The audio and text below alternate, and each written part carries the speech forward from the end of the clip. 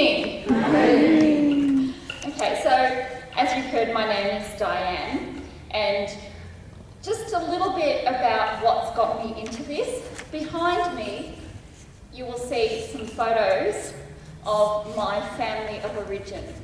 And I grew up with 3 brothers, 2 sisters, and not pictured 5 stepbrothers and 2 sisters for part of that journey.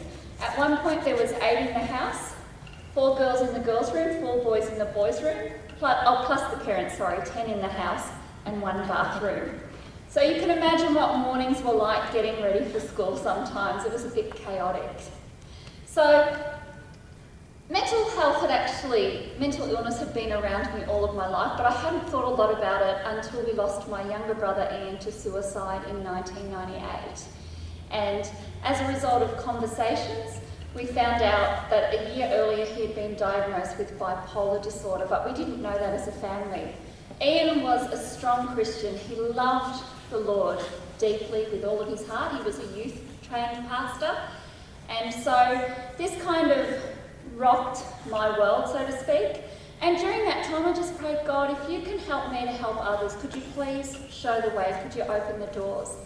Well, that's the kind of prayer God answers, because God is a God of restoration. He wants to restore any situation. He wants to bring good out of even the worst situations. And so I've been on an amazing journey where God has opened doors and given me training opportunities, learning about mental health and how that I can help others in their journey. So there are 5 rules as arrived at by a Catholic priest named Tom Weston. And the first rule, he says, is that you must not have anything wrong with you or anything different. The second rule is, if you do have something wrong with you, you must get over it as soon as possible. The third rule is that if you can't get over it, you must pretend that you have. The fourth rule is that if you can't pretend that you have, you shouldn't show up. You should stay home because it's hard for everyone else to have you around. And the fifth rule is that if you're going to insist on showing up, you should at least have the decency to feel ashamed. Shame. When we talk about mental illness, quite often there's a lot of shame attached, but there doesn't need to be. We need to understand it better, to know how to help people who live with mental health issues, and how all of us are prone at any time to suffering without the grace of God in our lives. So I just want to talk a little bit about depression, and one of the most common mental health issues. Clinical depression lasts for at least 2 weeks and affects a person's emotions, thinking and physical well-being. Now, 2 weeks might not sound like a really long time, but if you've ever been through a period of depression, and I did about 5 years after my younger brother's suicide, then you'll know when you have all that emotional pain, a day can seem to drag and drag and drag. So while 2 weeks might not sound like a long time, when someone's living in that pain every day, it can feel like a very long time. Because of that, it affects the person's ability to study, work, have satisfying relationships. Every area of their life can be impacted by it. In any one year, it affects around 6.2% of Australians aged 16 to 85 years. More females than males are impacted. 50% of people who get depression will have had their first episode by age 25, and it often co-occurs with anxiety and substance use disorders. Sometimes people might be using substances, and as a result of using the substances, they develop anxiety or depression. Other times, they're feeling really anxious or really depressed, and they're trying to self-medicate, trying to make themselves feel better. Once a person has an episode of depression, they are more prone to having other episodes. And the younger that they are, they're more prone to multiple episodes.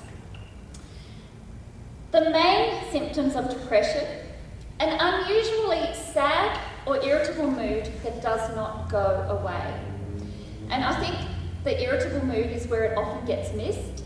People often understand sadness, but they often don't see the irritability. They might be just seen as a frustrated person or an angry person. A loss of enjoyment and interest in activities that used to be enjoyable. Nothing is fun. They don't want to play sports or do any of their hobbies, don't want to hang out with their friends. There's no pleasure in anything. A lack of energy and tiredness. I've heard of it spoken of as motivationally challenged. Feeling worthless or feeling guilty when they're not really at fault. An example of that, a young child might feel like, well, mum and dad wouldn't have got divorced if I was a better child, it's my fault. Has nothing to do with the child, but they might take on that guilt. In the workplace, there might be a problem. Well, if I was a better employee, that wouldn't have happened. It might have nothing to do with them, but taking on false guilt. Thinking about death a lot or wishing they were dead, your suicidal thoughts and feelings. Difficulty concentrating or making decisions. Very hard to focus, to concentrate. Moving slowly or sometimes becoming agitated and unable to settle, so they might seem really fidgety. Having sleeping difficulties, lying awake and tossing and turning and not being able to get to sleep, or sometimes sleeping too much, sleeping for hours and finding it really hard to wake up and really hard to get out of bed. A loss of interest in food, not hungry, no appetite, don't want to eat, or sometimes eating too much. The chocolate, the chips, the comfort food, anything that will make me feel better. So, anxiety is actually a lot more common than depression. Anxiety affects 14.4% of adults in Australia in any given year. And so, the main symptoms,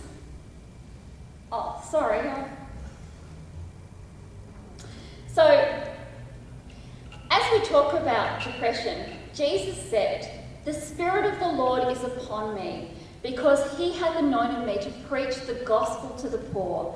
He has sent me to heal the brokenhearted, to preach deliverance to the captives, and recovering of sight to the blind, to set at liberty them that are bruised, to preach the acceptable year of the Lord." And that's what Jesus proclaims about himself. The first thing he actually talks about what he came to do. So if you have a broken heart, if you are suffering, Jesus came to heal you, to set you free.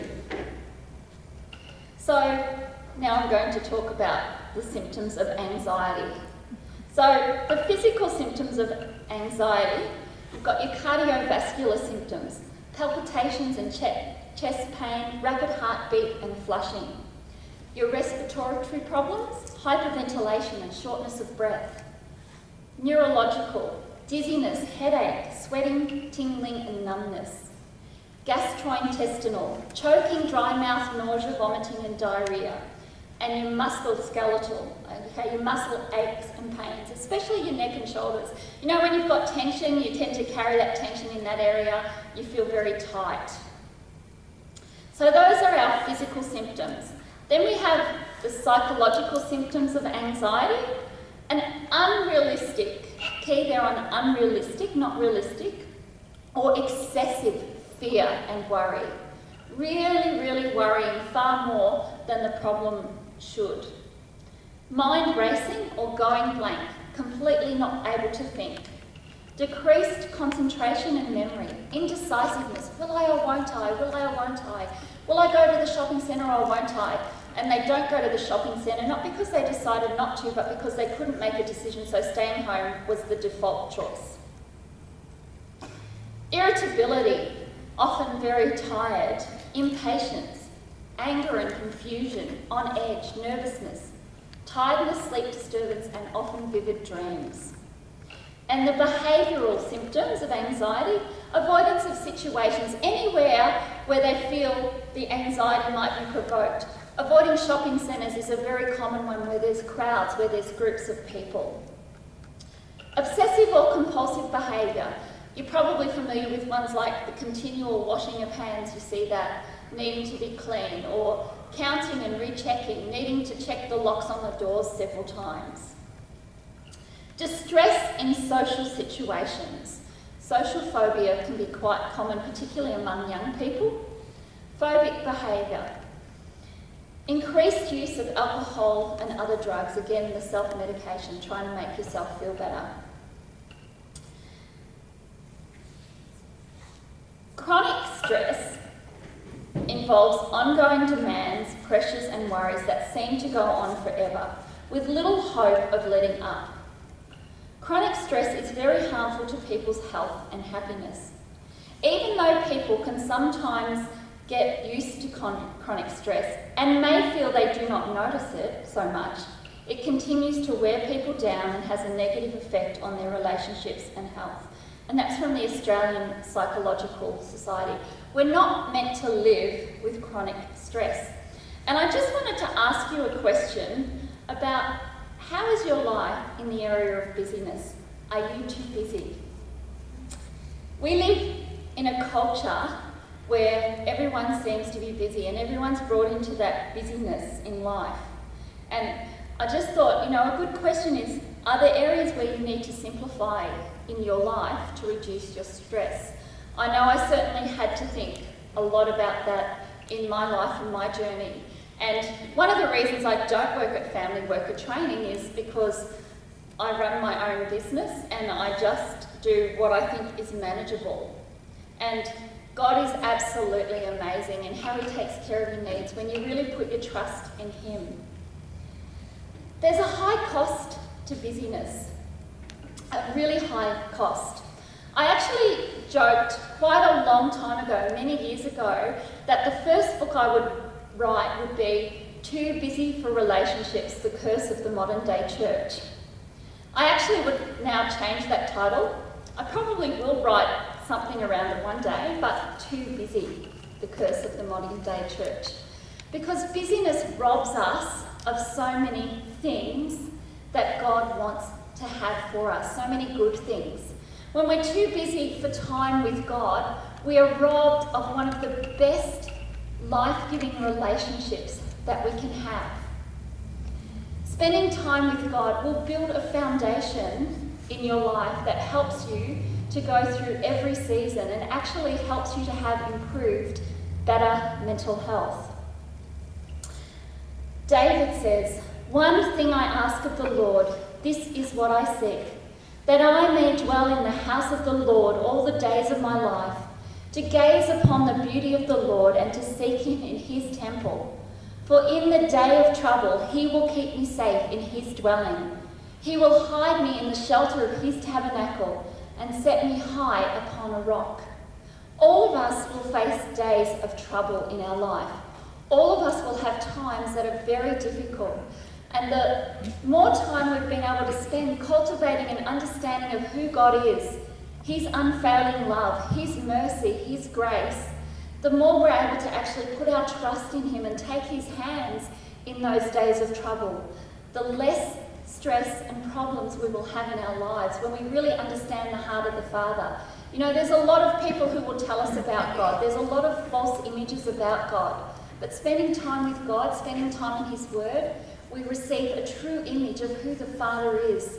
So that when we do face days of trouble, we can come through those days of trouble. Last week, I had every reason to believe I was facing a day of trouble. I received a phone call from my sister on Thursday saying, Mum was in hospital.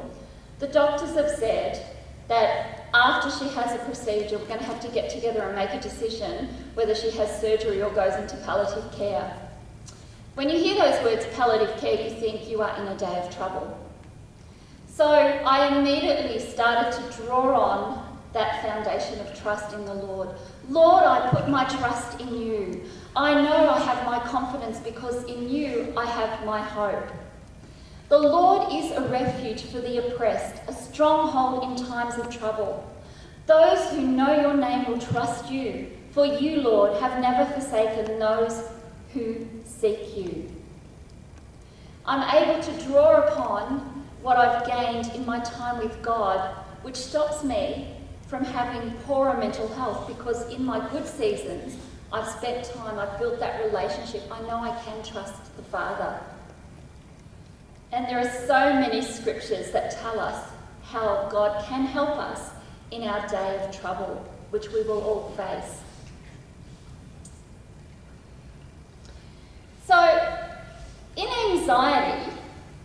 hormone secreted from the adrenaline glands called cortisol.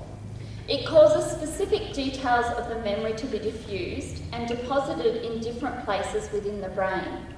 This prevents the trauma from permanently damaging a person by distributing the potency of the event and spreading it over the whole mind rather than depositing it in one specific area. So that's like a protection system God's inbuilt within us in the DNA that He's given us. Going back to Luke 4:18, and I'm drawing on the book cover you see, Mending Cracks in the Soul. I want to acknowledge the author of this book. It's a great book to read in understanding trauma and the healing process God uses around trauma. To set at liberty them that are bruised. Bruised, the Greek word, is thrauo. In the Strong's Concordance, we hear that means to break in pieces or shattered. And so this could be literally translated as the Holy Spirit, through the ministry of Jesus Christ, has been sent to deliver those who have been shattered by trauma. Isn't that great? The Holy Spirit, through the ministry of Jesus Christ, has been sent to deliver those who have been shattered by trauma. So, next I'd like to talk about some risk factors for developing depression and anxiety, and I've kind of got two different group lists that I've done. And the first is some things around the family. So they say having a family history of depression. And for a long time they've had that conversation, is it in the DNA or is it a learned behaviour? And what neuroplasticity, which is the research around the brain and how the brain works, seems to be showing us is that it's a learned behaviour. The things that we think and we observe, this is normal. So when mum and dad, aunts, uncles, grandparents respond and react in certain ways, that teaches the young developing brain, this is how I should behave in these situations. A difficult childhood including abuse and neglect, whether it's verbal abuse, physical abuse, sexual abuse. High conflict in the home. I remember talking to a bank teller and he said to me, at 12 years old, he had attempted suicide 3 different times in 3 different ways. And I said to him, what was it that made you feel like you didn't want to go on living? And he said, my mum and dad fought all the time and I just felt like no one cared and no one loved me. Experiencing divorce or separation of parents. And that often means there is a lot of conflict within the home, a lot of pulling of the child from one to the other, a lot of insecurity and instability for the child. Or having parents with alcohol problems.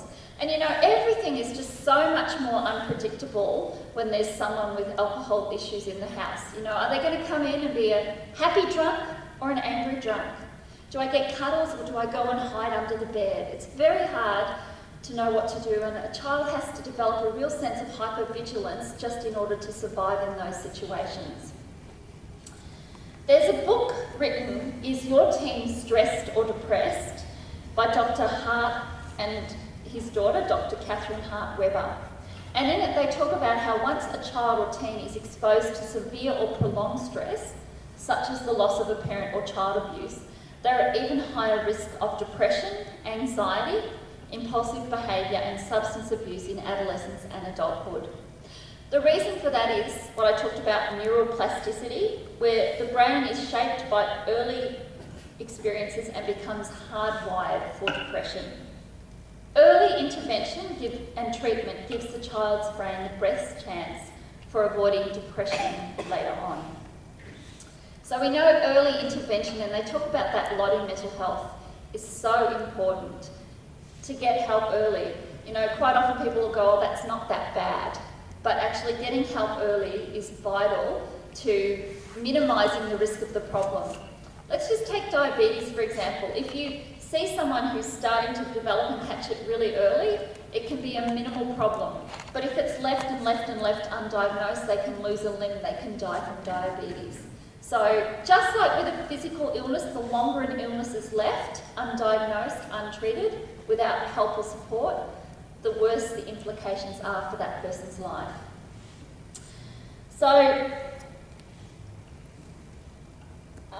Next.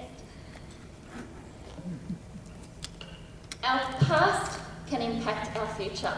I've done an interview with Elisa, and I'm going to put the link up on the website tomorrow probably for you when I get home, so that if you'd like to watch that interview, you can. And she talks in that interview how she was praying and praying, God, change my family, God, change my family, because my family has such problems and there's so much conflict, God, change my family. And at the end of a period of fasting and praying for a week, a prophetic person said to her, I really feel like God wants to go back into a childhood memory. And as she prayed, God, could you show me what you want to show me? She's like, oh my gosh, I'm the problem. It's the way I'm actually responding and reacting. It's my expectations. I'm the problem. And, you know, she talks about how in her family, her dad was very angry and there were things that impacted her. And our parents do the best they can, and I'm sure their parents do the best they can. But all of us are impacted by what's normal within our families. So sometimes we have to just go back and ask God to show us the things he needs to show us to bring that healing into ourselves. So there's a few keys I've written for building a healthy culture in the home. Creating a positive environment through speech. You know, the Bible talks about the power of life and death is in the tongue. And we can speak words of life, we can bring life into our situation, or we can speak words of death into our situation and the situations of others. Follow up on your promises. If you say to a child, I'm going to do something, do it. Don't promise to do something that you don't know you can. Now, life happens sometimes and you can't fulfill something that you really believed you can. Be honest, say, look, I am so sorry. I was hoping to be able to do that. I apologise. Please forgive me. Listen non-judgmentally. Sometimes we kind of assume a situation before we know all of the details about a situation. I remember an experience where when I was 15 and I had started to work, I was working in a job that in today's society probably sounds really mild, but they sold harlequin romance novels. And I actually felt like they're selling things that are really dishonouring to the Lord. And so I was praying, Lord, could you please show me, am I meant to leave the job? And I went to a youth camp and someone said to me, I just have this sense that God is saying there's something that's not right about your job. Now, they didn't tell me to leave, but they confirmed what God was actually speaking into my heart. I tried to speak to my pastor, he was not available, but my heart was really heavy and so I resigned. When I did get to speak to my pastor, I was told off for not talking to him first, and I was never actually really able to share the story of why I had left properly. You know, I was misunderstood. It can be so easy to misunderstand things. Honesty. You know, sometimes we feel we're protecting people, but honesty is really important for trust in relationships. It's a very important foundation for a healthy culture. Servant-focused. Sometimes you hear a joke, well, the kids are there to wash the dishes, to be the slaves, yada yada. So, but actually, our job as adults is to raise up the next generation, to serve the next generation. Now that doesn't mean they don't get given responsibilities, and not fulfilling responsibilities does have consequences, but it's about being aware that a child doesn't feel like they're your little servant to do the things, you know, that they actually feel like they have a voice. Separating behaviour from the child. So language should never be, you're a naughty child, you're not going to label the child. When you do this, that is naughty. So we separate behaviour from the person. And, you know, I think today in our society, there's a lot of value on things, and part of the reason society is so busy because people are chasing after things. And quite often we don't value people the way that we need to. And so it's good to turn that around and remember that we should always value people first and use things, not the other way around. Dr. Carolyn Leaf talks about how as children we watch our parents and download what they say and do and store it in our subconscious minds. So the words, behaviours, beliefs and attitudes we observe in our parents grow into strong thought trees. These observed lifestyle patterns we take in as children create an epigenetic imprint, thought networks in the brain of a watching child, a bit like a template for behaviour. However, the presence of these thought networks is not a guarantee that the child will emulate all of the observed patterns. When they recognise these behaviours, they can exercise their free will and choose to change. I think it's good news that it's a learned behaviour and not in your DNA, because you can change a learned behaviour. Anything we learn, we can change through re-education and through relearning. Doesn't mean it might not take work and might not take a bit of effort and a lot of hard trials, but we can change it. Some of the other risk factors for developing depression and anxiety include learning and other school difficulties, sometimes from peer pressure, bullying, or if they have a learning difficulty, anything that makes school more difficult. Recent negative life events, the loss of a job, a relationship breakup, a car accident, being a victim of crime, a lack of close relationships. Very interesting, isn't it? We are made to be in relationship with others. We're actually not made to be an island. First relationship with God and then relationship with others. Being female is a risk factor due to higher incidence among females. The next one could explain part of that, premenstrual changes in hormone levels or having a more sensitive emotional nature, which girls tend to do. Not that there aren't some guys who are emotional and sensitive, because there are, but generally females tend to be. Those that are anxious or very shy are seen to be at higher risk. If you have a long-term or serious physical illness, being diagnosed with something such as cancer, something that's the thought of there's no hope, feeling really helpless, and other medical conditions. Certain prescription and non-prescription medications, and so that's always check with your medical practitioner if you've got any questions at all about medication. It's actually really dangerous to tell someone that they shouldn't take medication. God has healed some people of mental health issues. A doctor can verify if a person has been healed. Poverty is also a risk factor, being in long-term poverty. Now what I'm going to do is I'm actually going to interview Michael, who's going to come up, and we're just going to talk a little bit about his journey through depression and his recovery. So just turn around and say hello to the person next to you while we get organised.